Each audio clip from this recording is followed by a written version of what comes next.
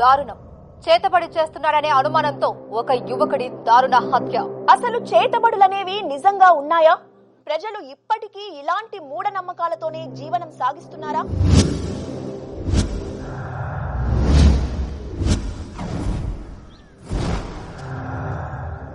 సరే సార్, నేను చూసుకుంటా, మీరు ఫికర్ చేయకూరి.